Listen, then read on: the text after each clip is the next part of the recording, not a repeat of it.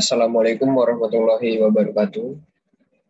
Perkenalkan, nama saya Diki Dermawan, NIM 119130161. Di sini saya dari kelompok 5, sistem kendali, yang mana kita mengambil judul dinamika kontrol valve pada heat exchanger. Adapun nama anggota kelompok 5, yaitu saya sendiri, Diki Dermawan, lalu ada Fajar Sidik, Femina, Jonathan Rimbun, dan Linggar Sumantri Dinata. Oke, di sini kita akan membahas yang pertama, yaitu magnitud dan sudut fasa. Magnitud sendiri merupakan, kita bisa sebutkan suatu skala desibel, dan juga sudut fasa yaitu merupakan satuan suara yang dapat juga yaitu seperti pergeseran fasa. Lalu yang kedua kita akan membahas kriteria Nyquist. Kriteria Nyquist sendiri merupakan cara yang kita gunakan untuk melihat apakah suatu sistem itu dapat bekerja secara stabil atau tidak. Lalu yang ketiga, kita membahas controllability dan observability. Yang mana controllability merupakan pengetesan pada suatu sistem apakah suatu sistem tersebut dapat dikontrol dengan baik atau tidak. Dan observability merupakan pengetesan pada sistem untuk melihat apakah sistem tersebut dapat diamati atau tidak. Lalu selanjutnya kita keempat ya, membahas desain controller. Desain controller sendiri terdapat berbagai macam ya, yaitu terdapat desain controller V, proporsional, lalu ada integral, derivatif, dan PID, gabungan dari ketiganya. Kita lanjut saja. Yang pembahasan pertama yaitu tentang magnitud dan sudut fasa. Oke, nah di sini kita menggunakan pertama-tama itu transfer function yang telah kita sederhanakan dari transfer function aslinya. Nah, di mana transfer function yang telah disederhanakan ini diperoleh bahwa 0,57934 S plus 0,0998926 per S plus 0,528864 S kuadrat min 0,029174 S plus 0,0776576. Nah, di sini TF yang di atas ini lalu kita ubah menjadi GJ omega. Kenapa kita rubah GJ omega? Nah, karena kita akan selanjutnya kita akan melakukan perhitungan menggunakan frekuensi ya, berhubungan dengan frekuensi begitu. Jadi satuan S-nya yang di transfer function yang pertama kita rubah menjadi J omega. Begitu. Jadi hanya S-nya yang berubah menjadi J omega. Lalu selanjutnya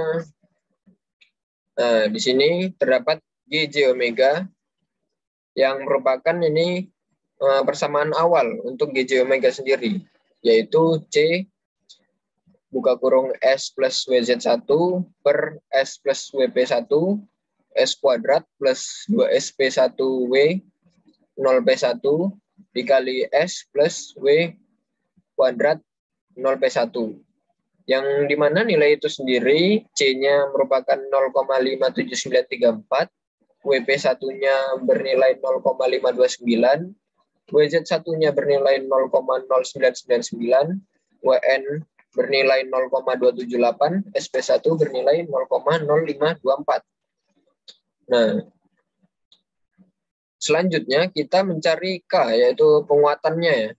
Penguatannya dengan rumus C dikali WZ1 per WP1 dikali W02 dikali P1. sama dengan setelah dilakukan penjumlahan dan pengalian, didapatlah hasil sebesar 1,41, yang mana itu sebesar 3 desibel. Nah, di sini terdapat di tabel ini terdapat data-data dari K, WP1, WZ1, WN, dan juga Zeta. Yang mana data ini kita time inverse-kan sehingga didapatlah hasil magnitude dan pasnya sebagai berikut ya, dapat dilihat di tabel. Nah, dari hasil time inverse tersebut dan sehingga diperoleh nilai magnitude sebesar 20 log 10 20 nih. Gitu jadi. Oke. Berikutnya kita membahas tentang kriteria Nyquist. Nah, kriteria Nyquist sendiri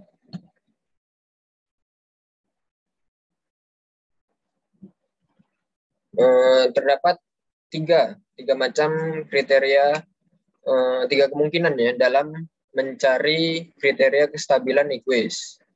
Antara lain yaitu tidak ada pengelilingan di titik min 1 plus J0, sistem stabil jika tidak ada pol yang terletak di sebelah kanan sumbu J. Dan ada satu atau lebih pengelilingan titik min 1 plus J0 berlawanan arus jam, yang mana sistem stabil jika jumlah pengelilingan titik itu sama dengan jumlah yang di sebelah kanan J. Lalu yang ketiga itu ada satu atau lebih pengelilingan titik di min 1 plus J0 ini searah jarum jam, maka sistem tersebut dikatakan tidak stabil.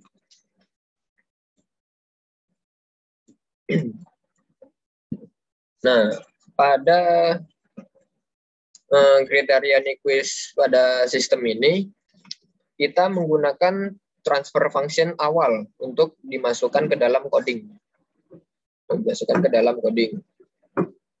Yang mana numerisasinya yaitu sebesar 9,13 dan 0,93. Lalu denumerasinya 16,07, 8,03, 1, dan 0,66. Nah, di sini di contoh ini kan yang sebelah kiri numerisasi itu 1. Di sini 1 tersebut merupakan banyaknya pangkat ya yang ada di dalam transfer function tersebut. Untuk contoh kasus sistem yang kami dapat yaitu terdapat pangkat 2 untuk numerisasinya. Jadi kita masukkan 2 angka, jadi 9,13 dan 0,93. Dan denumerisasinya pada sistem transfer function kami terdapat S pangkat 3, sehingga yang dimasukkan yaitu sebesar sebanyak 4 angka yang dimasukkan dalam denumerisasi. Lalu codingnya G sama dengan TF, buka kurung, numerisasi dan denumerisasi.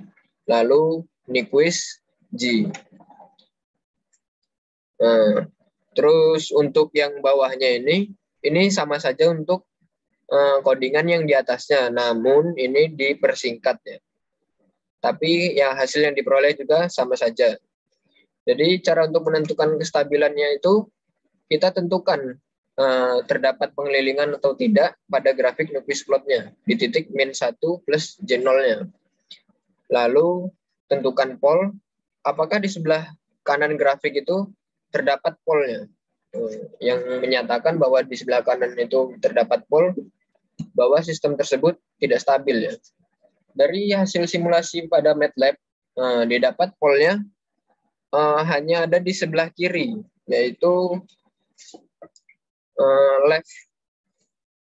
di kiri ya, terdapat di kiri, yang mana left half pole ya, ini. Dan sistem ini dapat disimpulkan bahwa sistem ini stabil gitu, karena tidak ada RHP-nya. RHP itu yaitu right half pole. Begitu untuk kriteria Newquist-nya dikatakan stabil. Di sini berdasarkan hasil simulasi ya, tidak ada pengelilingan gitu. Lalu S1-nya bernilai minus 0,53, S2-nya 0,01459, min 0,27829, lalu S3-nya 0,01459 plus 0,27829, sehingga diperoleh simple pole sebesar minus 0,10299, yang mana tidak ada pole di sebelah kanan, dan menyatakan bahwa sistem ini stabil. Nah, lalu kita masuk ke pembahasan yang ketiga, controllability dan observability. Nah, untuk controllability sendiri merupakan properti penting dalam suatu sistem kontrol yang memiliki fungsi untuk stabilisasi sistem yang tidak stabil melalui umpan balik atau kontrol optimal. Untuk controllability. Lalu untuk observability, yaitu sistem tersebut dapat diamati atau tidak ya. Kita langsung masuk saja ke, nah di sini. Untuk mendapat nilai controllability dan observability, kita memerlukan nilai YS dan per US. Ya. Yang mana nilai YS per US itu sesuai transfer function, sama dengan transfer function yang setelah kita dapat. Lalu dilakukan perkalian silang dari YS ke penyebutnya ya. Penyebut transfer function, lalu US-nya dikalikan pembilang, sehingga didapat 9,31 S plus 0,93 US sama dengan 16,07 S pangkat 3 plus 8,03 S kuadrat plus S plus 0,66 YS. Nah, di sini satuannya masih S ya. Lalu kita rubah menjadi T satuannya, sehingga didapat 0,93 UT sama dengan 16,07 Y pangkat 3 plus 8,03 Y pangkat 2 plus Y pangkat 1 plus 0,66 Y YT.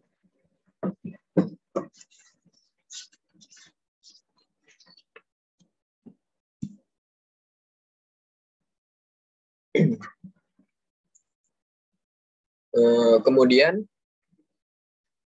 didapat nilai X dan Y sebagai berikut ya. X1 sama dengan YT, X2 sama dengan X aksen 1 sama dengan Y aksen T, Y pangkat 1T maksudnya. Lalu X3 sama dengan X aksen 2 sama dengan Y pangkat 2T, lalu X4 sama dengan X aksen 3 sama dengan Y pangkat 3T. Yang mana Y pangkat 3S sama dengan 0,93 UT dikurang 8,03 Y pangkat 2T dikurang Y pangkat 1T lalu dikurang 0,66 YT.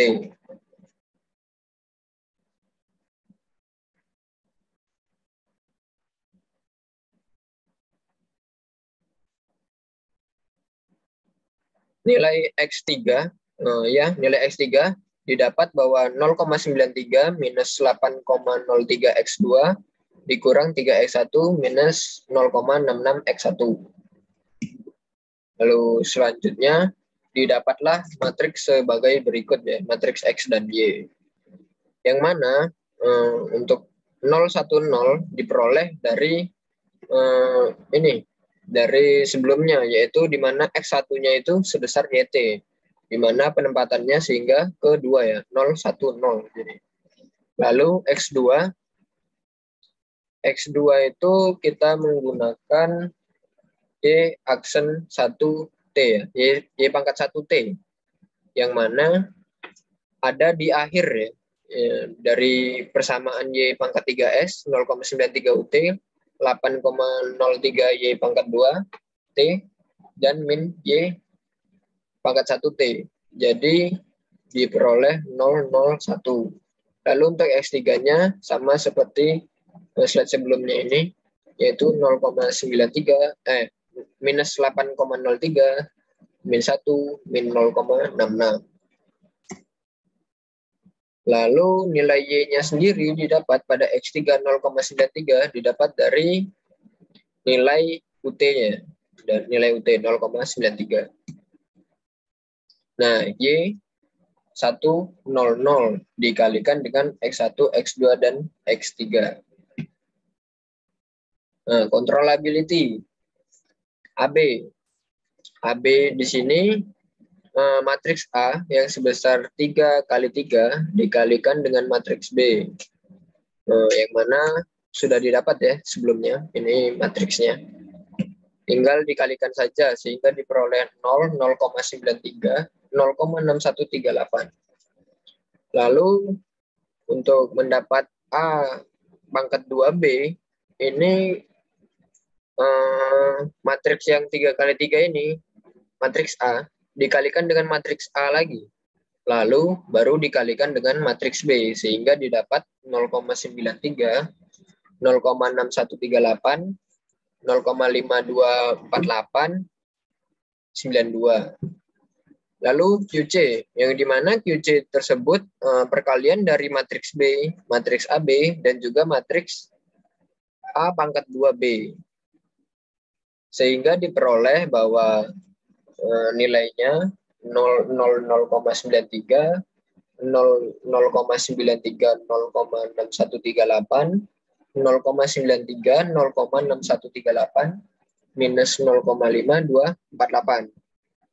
Nah, dari matriks QC ini, kita lakukan determinan untuk melihat apakah sistem tersebut dapat dikontrol atau tidak ya. Yang mana determinannya diperoleh sebesar minus 0,8043. Yang mana hasil tersebut tidak sama dengan 1. Sehingga dapat dikatakan sistem ini merupakan sistem yang dapat dikontrol begitu ya, untuk controllability. Lalu selanjutnya yaitu observability.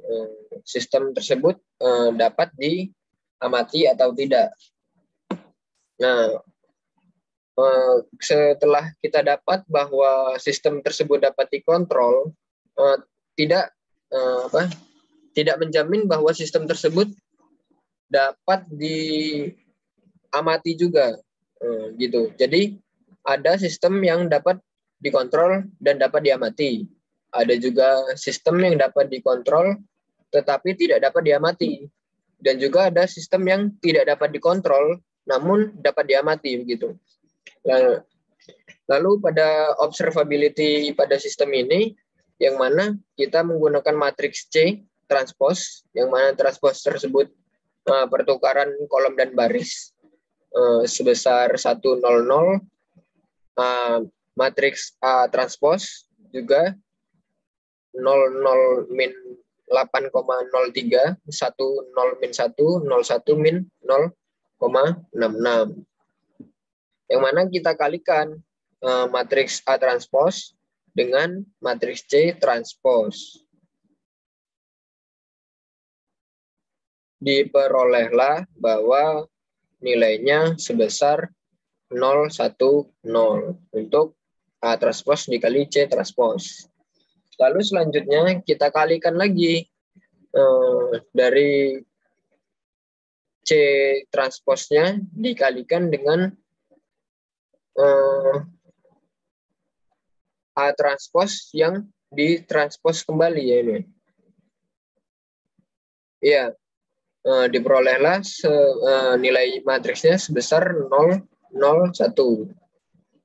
Lalu selanjutnya matriks-matriks tersebut kita kalikan C transpose dikali A transpose dia dikalikan C transpos lagi, lalu dikalikan A transpos buka kurung transpos, lalu dikalikan lagi dengan C transpos.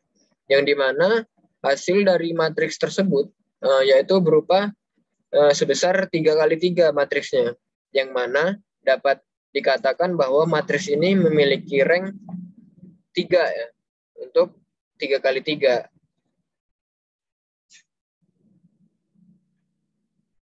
Nah, di sini hasilnya selalu 1 begitu ya untuk rank 3. Lalu untuk rank kedua kita kecilkan lagi ya begitu. Jadi 101 kita menjadikan rank 2 masih nilainya itu 1 begitu ya. Jadi sistem tersebut masih belum dapat diamati. Lalu kita rubah lagi menjadi rank 1. Namun hasilnya masih 1 begitu. Jadi untuk sistem ini tidak dapat teramati begitu. Lalu selanjutnya yang pembahasan keempat yaitu desain controller.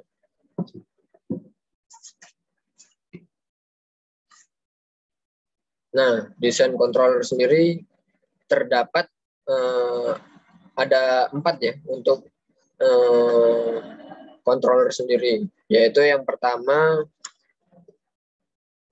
controller P, yaitu controller proporsional.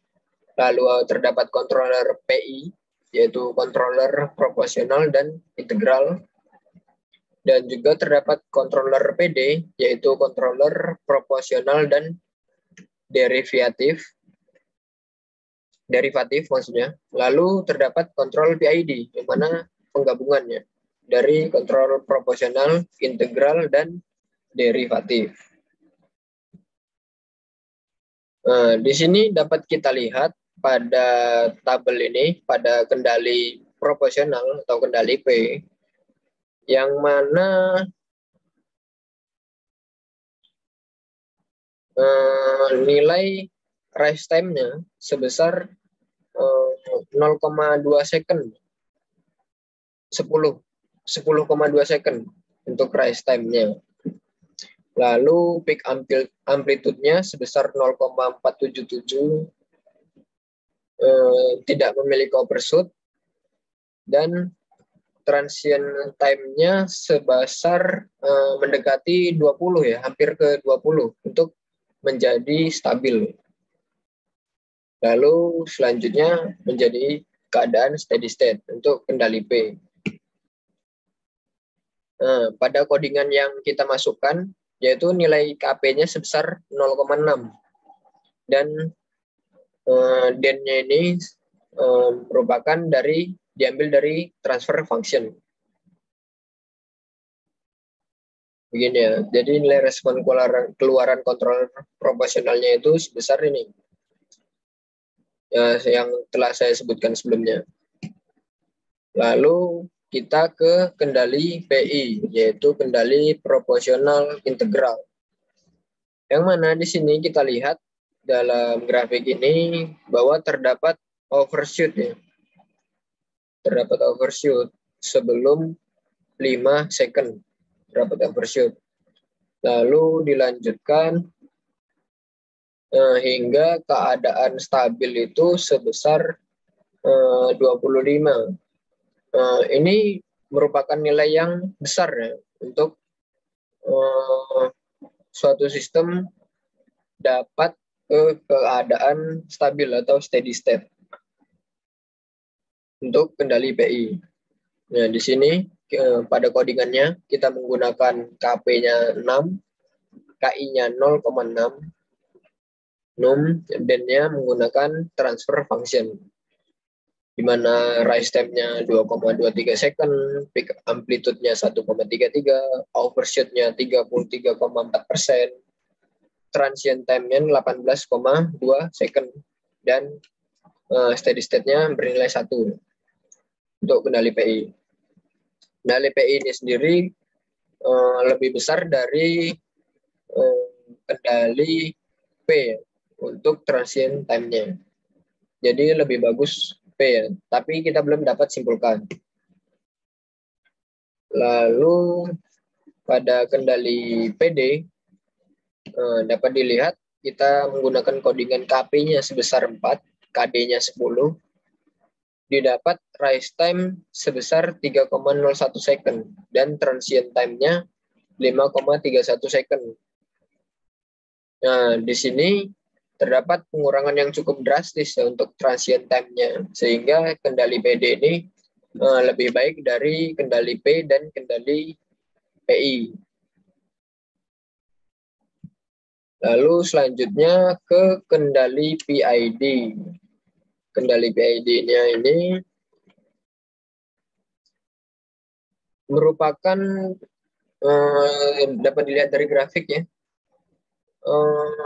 Grafik ini merupakan grafik tercepat untuk mendapatkan suatu sistem tersebut dalam keadaan tunak, yaitu atau steady state, yang dimana hanya membutuhkan sekitar 0,1 lah ya untuk mendapat steady state gitu. Transient time-nya hanya 0,0654 second dan rise time-nya 0,0357. Yang kita masukkan KP-nya sebesar 300, KI-nya 50 dan KD-nya 1000 KD-nya. Sebelumnya bahwa KP sendiri berpengaruh pada sistem itu untuk menambah atau mengurangi kestabilan. Lalu juga dapat berpengaruh untuk memperbaiki respon transient, khususnya rise time dan settling time. Lalu dapat mengurangi, bukan menghilangkan error steady state-nya, untuk mengurangi steady state saja, gitu, mengurangi error, tapi bukan untuk menghilangkan. Lalu untuk KI controller kendali integral, itu pengaruhnya pada sistem yaitu satu untuk menghilangkan error steady state. Ini dapat menghilangkan ya untuk integral. Lalu yang kedua responnya lebih lambat. Lalu yang ketiga dapat menimbulkan ketidakstabilan karena menambah order sistem gitu untuk integral. Integral sendiri pada sistem kami merupakan kendali yang paling buruk ya karena transient time-nya paling besar gitu. Lalu terdapat kendali D ya, derivatif ya. Nah, pengaruhnya juga pada sistem yaitu satu memberikan efek redaman, lalu kedua itu memperbaiki respon transient karena memberikan aksi saat perubahan error. Lalu yang terakhir PID ya. PID sendiri pada sistem kami merupakan kendali yang paling bagus begitu. Karena untuk mendapat keadaan tunak atau keadaan steady state pada suatu sistem ini hanya memerlukan sebesar 0,0658654 second saja begitu untuk kendali PID, sehingga dapat disimpulkan bahwa desain controller yang tepat untuk sistem kami yaitu menggunakan kendali PID. Nah, di sini terdapat desain kendali controller PID, yang dimana kita melakukan inputan yaitu bisa menggunakan transfer function tadi ya di awal inputnya, lalu masuk ke set point, lalu kita kontrol menggunakan PID control. Selanjutnya setelah dilakukan controller di PID, kita kirim ke convert ya agar data hasil PID tersebut dapat diterima oleh sistemnya, sehingga data yang telah dikonvert dapat dihitung pada scope ya, dapat dihitung begitu. Jadi sekian untuk presentasi yang saya dapat berikan. Lebih dan kurangnya mohon maaf. Wassalamualaikum warahmatullahi wabarakatuh.